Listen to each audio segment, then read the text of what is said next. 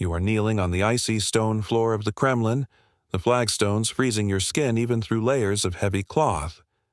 Your hands are trembling, and each shallow breath stings your throat with the taste of cold iron and candle smoke. It is late, past the hour when respectable people disappear behind bolted doors and pray not to be summoned again.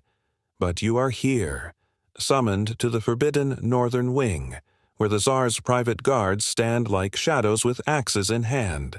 Outside, the wind screams over the ramparts, carrying with it the faint cries of a city afraid to sleep.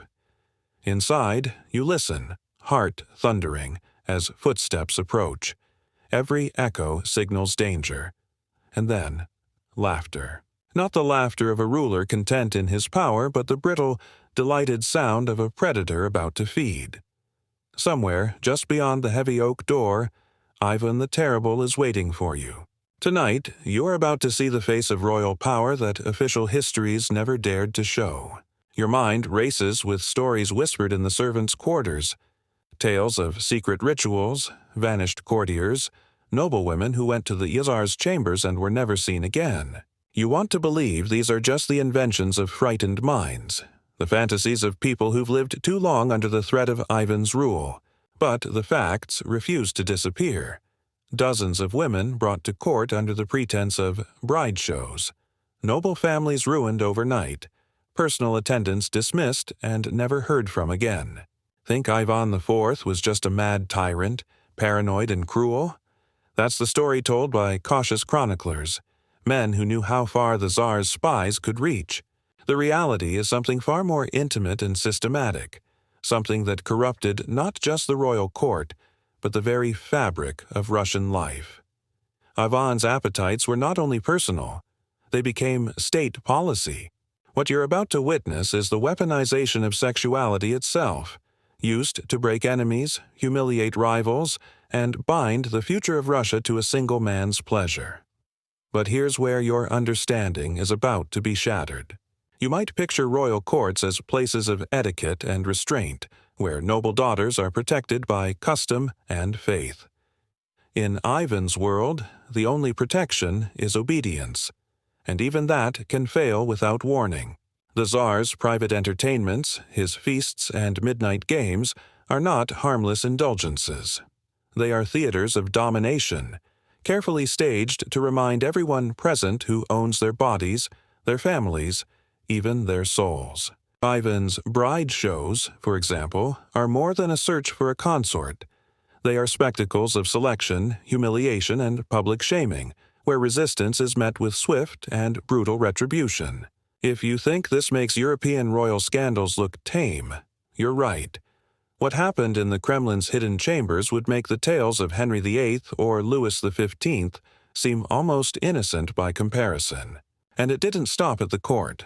The laws Ivan enacted, the privileges he gave his private police, the terror he spread through the Oprichnina, all served to legitimize and expand these horrors. You're not just an observer in this world. You are its target. Imagine being the daughter of a powerful boyar, brought to Moscow with promises of honor, only to find yourself on display for the Tsar's pleasure, your fate decided by a single nod or glance. Imagine being a servant, forced to carry messages between the Tsar and his chosen victims, knowing that even your silence is a risk. The Orthodox Church, so powerful in every other aspect of Russian life, is reduced to a puppet in Ivan's hands, its rituals twisted into tools for humiliation and control. The very architecture of the Kremlin becomes part of the machinery. Secret passageways, locked chambers, torture rooms disguised as private chapels. Your life is a constant calculation. How to avoid notice, how to survive the next summons, how to disappear into the background before Ivan's gaze finds you. Historical records from Ivan's reign confirm these terrors. Chroniclers like Andrei Kurbsky, once Ivan's closest confidant, describe nights filled with screaming, mornings littered with broken bodies, and a court paralyzed by fear. The so-called bride shows of 1547 and after are documented in the Tsar's own decrees, young women selected from noble families, subjected to examinations, and forced to endure rituals of purity and obedience under the eyes of priests and guards. Failure meant exile at best, mutilation or death at worst. Ivan's private police, the Oprichniki, enforced these terrors with a fanaticism that made the old laws meaningless. In a world where power was measured by proximity to the Caesar, every social boundary could be crossed, every taboo broken, so long as it fed the appetites of the man on the throne. But here's what should truly haunt you. Ivan's desires were not just tolerated. They became the norm. Over time, the spectacle of violence and humiliation seeped into the rituals of state. Public punishments were staged as moral lessons. Sexual cruelty became a tool for breaking rebellious families, and the Kremlin itself transformed into a labyrinth of terror, where no one, noble or peasant, priest or prince, could feel safe. By the time you realize this, it's too late. The guards outside the chamber have locked the door. Ivan's voice, soft and amused, calls your name. You stand, knees aching, and prepare to step into a world where pleasure and punishment are indistinguishable, and the only rule that matters is the Tsar's whim. But what you don't know yet is just how far Ivan is willing to go. Tonight's ritual will not be like the others. Tonight, you are not just a witness. You are the proof that in Ivan's Russia, no one's body truly belongs to themselves. The door groans open, and you're seized by two Oprichniki in black leather, their faces masked, their eyes burning with fanatical loyalty. They drag you into a chamber where the air is thick with incense, animal sweat, and the tang of fear. Ivan sits on a raised platform surrounded by flickering torches that throw monstrous shadows against the ancient walls. Tonight is one of the Tsar's bride shows, but what you see is nothing like a ceremony of love. It's a stage set for terror, where power is measured in humiliation and obedience, and every witness is a prisoner. You are lined up with a dozen other girls, all daughters of boyars, Russia's noble families now brought low by a ruler who delights in their degradation. Ivan's gaze sweeps over you, cold, analytical, more like a butcher inspecting livestock than a man searching for a wife. He gestures, and his guards begin the ritual, stripping away layers of fabric, searching for imagined blemishes, whispering comments that make your face burn with shame. The churchman beside Ivan blesses the proceedings, reciting prayers that twist scripture into justification for the Tsar's appetites. Your knees shake, but you do not dare move. Every gesture is watched, every flinch catalogued for later punishment. What most do not realize is that Ivan's bride shows were not merely personal entertainment. They were systematic mechanisms of control, a theater designed to remind the court and the country that every body, every life belongs to him. Official chronicles record the first of these spectacles in 1547, when Ivan chose Anastasia Romanovna. But the true horror was not in selection. It was in rejection. You watch as one girl, trembling and defiant, lowers her eyes and refuses to speak when Ivan addresses her. Silence fills the room. The Tsar's face twists in anger. With a snap of his fingers, the Oprichniki seize her, drag her from the hall, and her screams fade down the corridor. No one asks where she is taken. Everyone knows that resistance to Ivan's will can lead only to ruin. But here's where it gets worse. For those left behind, the lesson is clear. Obedience is not enough. You must perform your fear, your submission, your willingness to endure humiliation for the Tsar's pleasure. The priest continues to chant. Ivan leans forward, his eyes glinting as he asks questions about your family, your upbringing, your body. Each answer is an ordeal. You are measured not just for beauty, but for pliancy, for how easily you can be broken and reshaped into a symbol of the Tsar's absolute power. Even the air feels corrupted, heavy with expectation and threat. You try not to look at the row of black-robed guards who line the walls, each holding the axe of the Oprichnina. Their presence is a reminder. These are not simply royal bodyguards, but executioners. In 1565, Ivan created the Oprichnina, a parallel government run by his personal police with the power to arrest, torture, and destroy anyone at his command. The line between public law and private appetite is gone. Tonight, those axes are not just symbols of death. They are instruments of discipline for anyone who fails to please the Tsar. In this new order, there are no boundaries between state terror and sexual horror. What happens in this chamber will decide the fate not just of the women before Ivan, but of entire families, villages, and provinces. But here's the part that will haunt you most. Ivan does not simply select a bride and dismiss the others. He orders each girl to perform tasks, recite poetry, sing, dance, answer questions about their willingness to serve, even to endure public mockery. Laughter echoes as one girl stumbles. She is forced to kneel and beg forgiveness before the whole assembly. Another, praised for her purity, is rewarded with a kiss from the Tsar, which leaves her shaking with dread. The spectacle is calculated, designed to break not just individuals, but the collective spirit of the Russian nobility. You watch as a mother, brought in to witness her daughter's humiliation, tries to hide her tears. Ivan calls her forward, taunts her about her family's loyalty, and makes her swear an oath to deliver any future granddaughters for the same service. The hall smells of wax, sweat, and humiliation. Every moment is a lesson. In Ivan's Russia, no dignity is safe, no virtue sacred, no limit exists except the Tsar's pleasure. But even this isn't the true end of the ritual. At the close, Ivan stands, his robes dragging across the floor, and pronounces his judgment.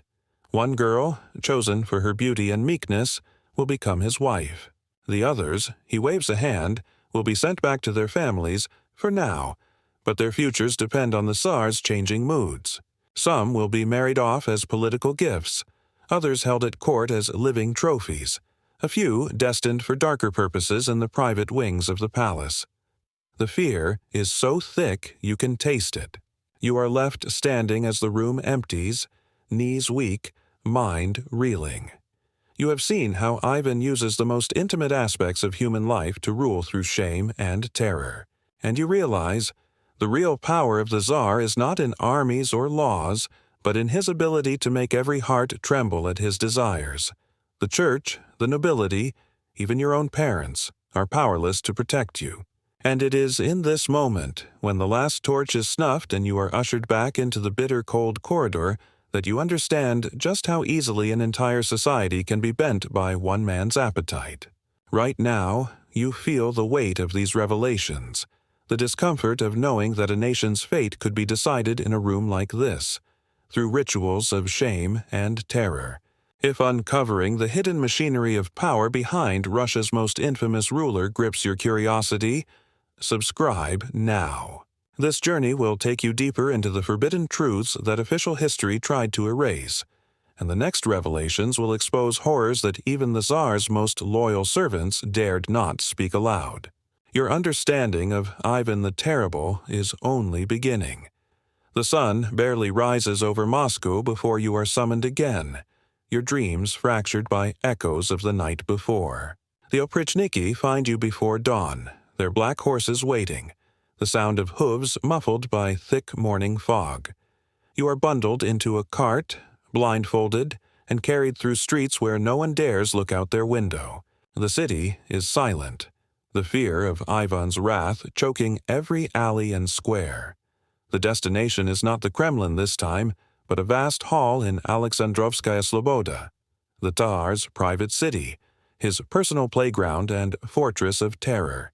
Here, away from the eyes of foreign ambassadors and timid boyars, Ivan's imagination runs unchecked. You are not alone. Dozens of others, servants, nobles, even priests, have been gathered for tonight's entertainment. Ivan sits at the head of a long, blood-red table, the surface crowded with silver goblets, plates piled high with steaming meat, pitchers of dark wine. But food is not the feast's purpose. The Tsar raises a hand, and the doors swing open. Oprichniki drag in the first of the night's performers, a noblewoman, barely older than you, her face streaked with tears, her gown torn. Ivan's lips curl in a smile that chills your blood. He signals, and the games begin. The spectacle is ritualized humiliation, carried out with a precision that leaves no doubt. This is not the outburst of a madman, but the planned work of a ruler who has fused pleasure, power, and punishment into a single weapon. The woman is forced to recite verses, each wrong answer met with laughter, each stumble drawing jeers from the watching nobles. When she falters, an oprichnik steps forward, brandishing a whip more for spectacle than pain. Because the real agony is in the eyes, the knowledge that everyone here is a witness and no one will come to her aid. But here's where it gets truly disturbing. Ivan does not merely torment individuals.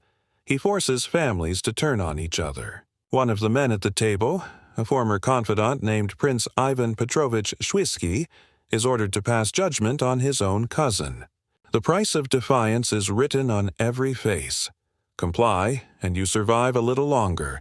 Refuse, and you become the night's next entertainment. Documentary evidence from the chronicles of the Oprichnina, especially the letters of Andrei Kurbsky, now in exile, describe scenes exactly like this. Nobles made to denounce their kin, wives compelled to confess invented sins, children brought to watch parents degraded. The audience's horror is part of the ritual. Each new spectacle escalates the fear. The oprichniki circulate through the hall, black-robed, their axes gleaming, collecting whispered confessions and names of suspected traitors. You realize that tonight's banquet is also an audition for the next cycle of purges. Ivan's personal police were more than an army. They were a psychological machine, weaponizing rumor, shame, and spectacle to hold all of Russia hostage. Servants are forced to participate in grotesque games, each more humiliating than the last. A race around the hall on hands and knees, a contest to see who can recite the most degrading poem about their own family, all while Ivan looks on, his eyes drinking in every detail. The churchmen present offer no comfort. Instead, they bless the Tsar's amusements, twisting prayers into justifications for his cruelty. You see the archpriest, once respected by the people, now a tool in Ivan's ritual of power. But this isn't the worst part. When a servant fails to amuse the Tsar, the punishment is not private. Ivan signals, and the unfortunate soul is stripped and beaten before the entire assembly, the screams echoing between the stone columns. Sometimes the punishment is subtler. Exile, a whispered word to the oprichniki, a quiet disappearance. No one knows which fate is worse. The message is clear. No one is immune, not by blood, not by piety, not by past loyalty. The horror of the oprichnina was not only in its violence, but in its rules. Carefully written decrees, signed in Ivan's own hand, that legalized the abduction, torture, and destruction of any person or family. Between 1565 and 1572, the oprichnina's reign saw the execution of thousands, their bodies left as warnings in city squares. But for every public beheading, there were 10 more private shames, inflicted in rooms just like this one. Tonight, the humiliation is both entertainment and instruction. You see it in the faces of the watching nobles. The message is simple. If Ivan can do this to the highborn, what hope do the rest have?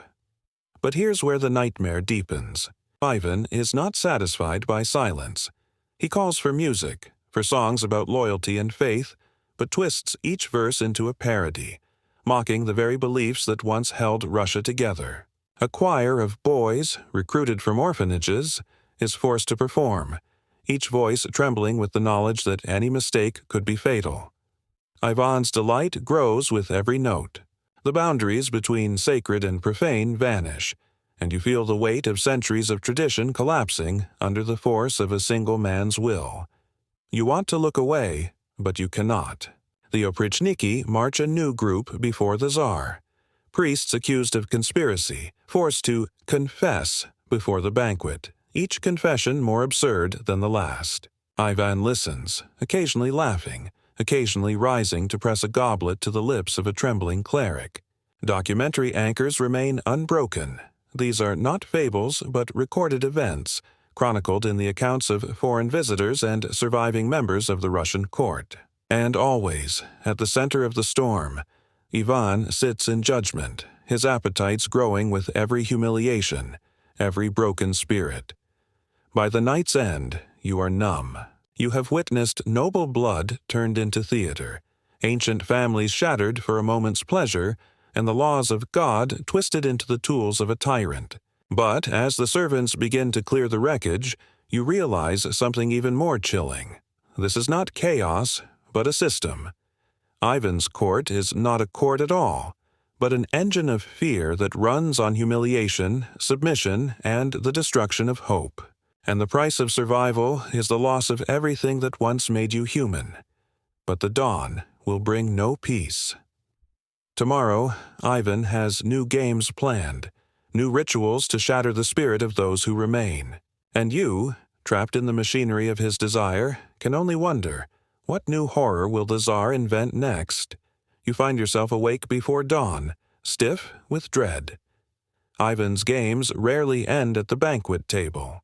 The oprichniki are waiting again, silent and masked, their gloved hands hard as stone as they march you down twisting corridors lined with icons. The air here is colder, tinged with wax and the sweet rot of incense.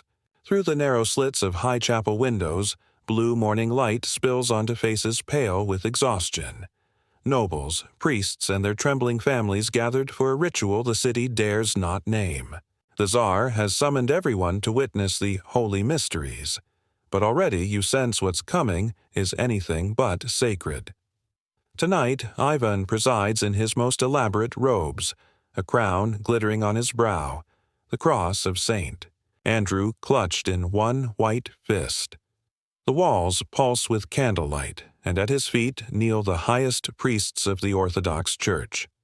The ritual is a grotesque parody, a mock wedding, but not of joy or faith. Ivan chooses a bishop, forces him to wear the veil of a bride, and orders the court to bless the union. His laughter cuts through the prayers, tainting the sacred space. You feel the eyes of the assembled crowd fixed on the floor, hands clenched in silent horror. No one dares object. The game escalates. Ivan, flanked by oprichniki wielding gilded axes, selects 2 young deacons and commands them to enact confessions. Each must confess to imaginary sins of the flesh, invented by the Tsar himself, sins so obscene that the oldest monks in the room turn away. Ivan demands the archimandrite prescribe penance, and the answer is always the same: humiliation before the court, mockery dressed as salvation. You realize the ritual is not punishment for real transgressions, but a weapon to erase dignity and faith. The church bells toll, and Ivan turns the sound itself into a signal for terror. But here's where the old world collapses. You watch as Ivan calls forth a noble family accused of treason. The patriarch is stripped of his belt and signet, forced to bow before his own sons. Ivan commands the youngest daughter to lead a procession, barefoot, head uncovered, around the altar, reciting a psalm of obedience rewritten by the Tsar's own hand. Each word is twisted. Prayers become oaths of loyalty not to God, but to Ivan alone. The Orthodox icons glare down from the walls, witnesses to a faith being remade through shame and submission. Historical records speak of these grotesque rituals, chronicled by terrified priests, described in the letters of Andrei Kurbsky, even noted by foreign ambassadors whose dispatches to the West spoke of ceremonies in which the Tsar makes priests and princes into clowns and martyrs alike. The infamous 1570 massacre of Novgorod is still ahead, but the pattern is already clear.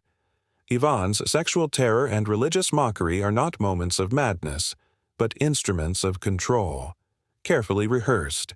The line between church and state, public and private, has dissolved entirely. Ivan's mock weddings don't end with the clergy. Noble women are paired with peasants or oprichniki, forced to reenact rites of marriage while Ivan recites twisted benedictions. Some are made to act out roles, priest, bride, groom, while the Tsar invents humiliating vows and demands the assembly join the farce. The scent of incense grows suffocating, and your skin crawls as the crowd is forced to laugh, to cheer, to play along. For a moment you glimpse the old rules of Moscow, the hierarchies of blood, faith, and order reduced to spectacle, their meanings hollowed by Ivan's desire. But the most chilling moment comes near dawn. Ivan selects a boy, barely 12, whose only crime is being born to a rival family. In front of the altar, Ivan forces the boy to kneel and confess his father's imaginary plots, his mother's supposed unfaithfulness, his own imagined disobedience. Each word is fed to him by the Tsar, each tear a confirmation that innocence offers no shield. The crowd must watch as Ivan pronounces a sentence, not just for the boy but for his entire house, land seized, titles stripped, future daughters reserved for the Tsar's pleasure. The ceremony is over, but the damage is forever. This is Ivan's new world, a Russia where the Church's power is nothing but theater, where sacred words serve only to sanctify terror, and where every ritual, wedding, confession, penance, can be twisted into a demonstration of sexual and political mastery. The clergy, once the keepers of Moscow's soul, now kneel beside the condemned, hoping only to be spared tonight's humiliation. Their silence is the Tsar's final triumph. You stagger into the cold dawn, the taste of candle smoke and salt tears lingering in your mouth. The great bells still echo, but now you hear them for what they are.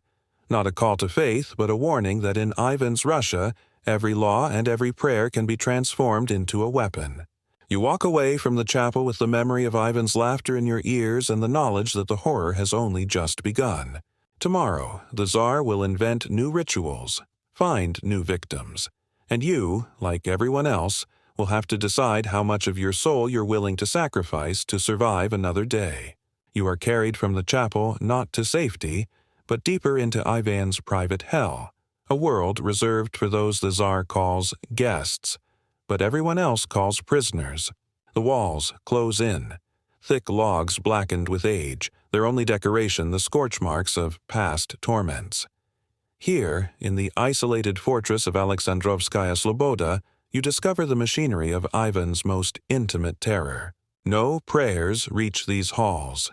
The oprichniki rule in silence, their eyes measuring every movement for signs of rebellion or despair. There is no law except Ivan's whim. You share a cell with nobles and servants alike. Some have been here for days, others for months, all bearing the marks of the Tsar's games. The night brings no rest, only the certainty that someone will be chosen, and you cannot guess who it will be. Ivan's visits are unpredictable. Sometimes he arrives in full regalia, the imperial scepter in hand, the air thick with the stench of musk and fear. Other times he comes in a simple tunic, his face as unreadable as winter ice. What remains constant is the ritual. Bodies displayed, shamed, inspected for imagined faults.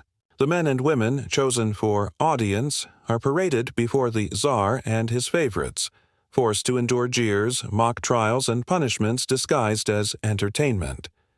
The psychological horror is relentless. Ivan's obsession with loyalty is matched only by his craving for spectacle. Tonight, he selects Prince Vladimir of Staritsa, his own cousin, as the main attraction. The prince is stripped, his titles recited, and then ritually revoked before a jeering court. Ivan circles him, recounting old betrayals both real and invented. Then, in a parody of justice, the prince's wife, Princess Eudoxia, is summoned to watch. Ivan commands her to confess to infidelities she never committed. The more she protests, the more the crowd howls. In the end, her pleas are silenced not by argument, but by Ivan's laughter and the oprichniki's fists. This is not punishment. It is annihilation, designed to break the spirit and render every bond meaningless. But here is where the suffering becomes systematic. The Tsar's appetite is not satisfied with one victim. He orders the women of the household, sisters, wives, daughters, brought forward, each examined under torchlight, each subjected to the same ritualized humiliation. Their fate depends on Ivan's mood. Some are given as rewards to loyal oprichniki. Others disappear into locked rooms, their voices lost behind heavy doors. The records speak for themselves. In 1569, after the fabricated Staritsa conspiracy, the Tsar executed or exiled more than 100 family members, their property seized, their children made orphans overnight. You are forced to witness it all. There is no escape. Ivan's control is total. He decides who lives, who dies, who will be remembered as a traitor or a concubine. You see the terror in every face, the way even the most powerful families cower before the Tsar's gaze. No amount of wealth or piety offers protection. Ivan's methods are both public and private, always calculated to instill maximum fear. Some nights he commands executions in the main square, forcing the whole court to watch. Other nights he invents new games, contests of obedience, trials of endurance, forced marriages between the disgraced and the despised, their suffering meant to amuse and instruct. But the worst is what happens in the smallest rooms, far from the spectacle. You hear the screams through the walls, the sounds that never make it into the official chronicles. Survivors whisper stories of what Ivan does to his chosen behind locked doors, games that combine pain and intimacy, confessions demanded in exchange for mercy, punishments that blur the line between violence and desire. It is here that the Tsar's madness and method merge, producing a terror that cannot be escaped even in sleep. Some prisoners, broken by endless nights, begin to pray for death. Others try to please, hoping to become invisible, to be overlooked until the Tsar's interest turns elsewhere. Documentary anchors do not falter. The death of Prince Vladimir of Staritsa is recorded in detail. Poisoned wine, a forced confession, a public execution staged as a lesson to all Russia. The fate of Maria Temryukovna, Ivan's second wife, chosen from a line of Circassian princesses famed for her beauty, ends in mystery, her death surrounded by rumors of torture, jealousy, and ritual humiliation. Chroniclers like Kurbsky, in exile, describe a court where every rule has been erased, every taboo broken, every intimacy corrupted by fear. The oprichniki serve as both spectators and participants, their loyalty to Ivan secured by their own complicity in his horrors. But here's what truly sickens you. Over time, the rituals of pain and submission become routine. You watch as new prisoners arrive, hesitant, proud, full of hope that justice still means something in Russia. Within days, their defiance is stripped away. They learn to lower their eyes, to say what Ivan wishes to hear, to betray friends for the promise of one more day alive. You see it happen to yourself. The first time you lie to please the Tsar, you feel the shame burn inside. The second time, it is easier. By the end, you understand. Survival here means losing the ability to be shocked at all.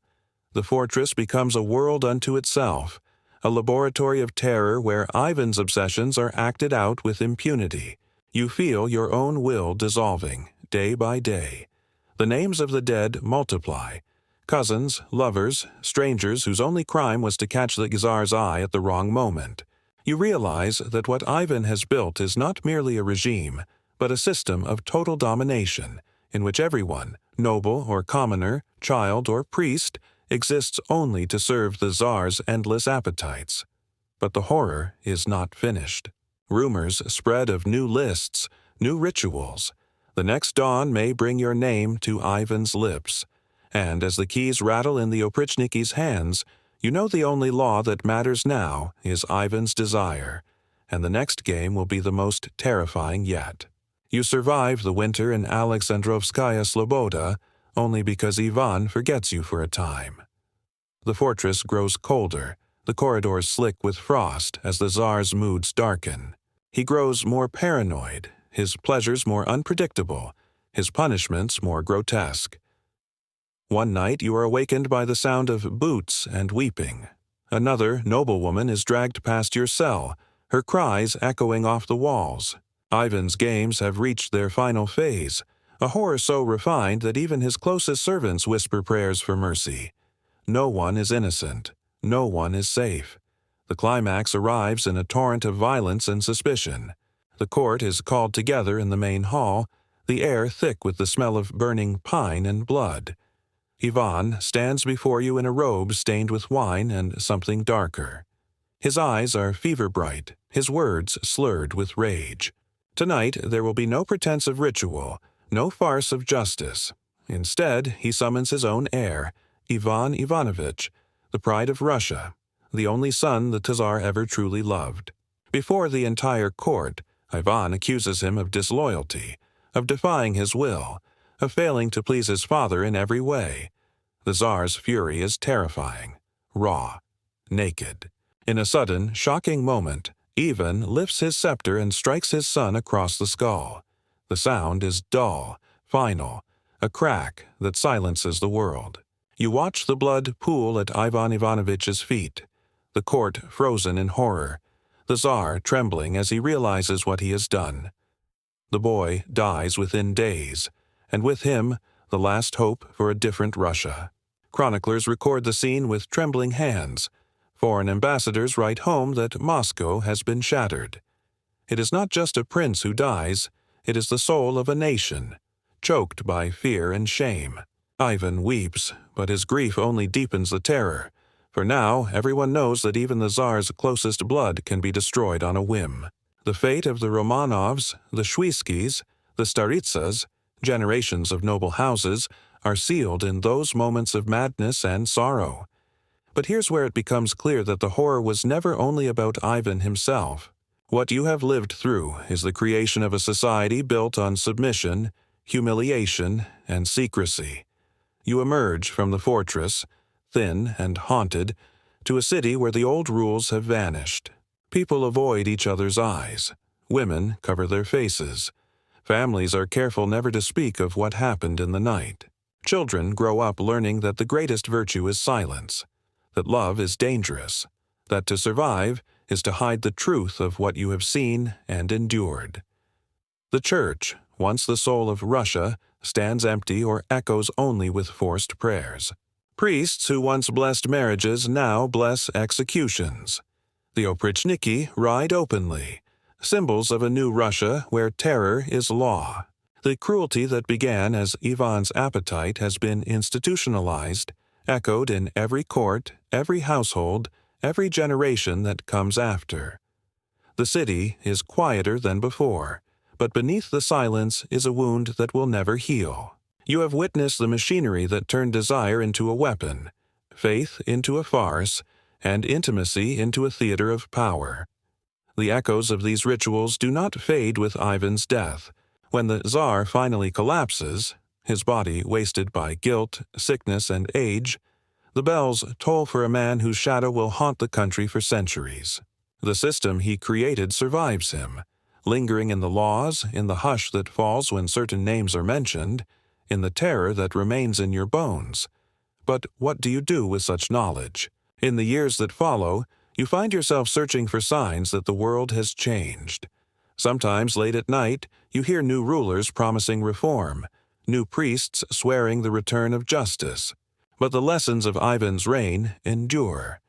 Those who wield power rarely surrender their appetites, and the greatest cruelty is how ordinary people learn to survive inside these systems, by keeping secrets, by breaking others, by burying every last shred of innocence.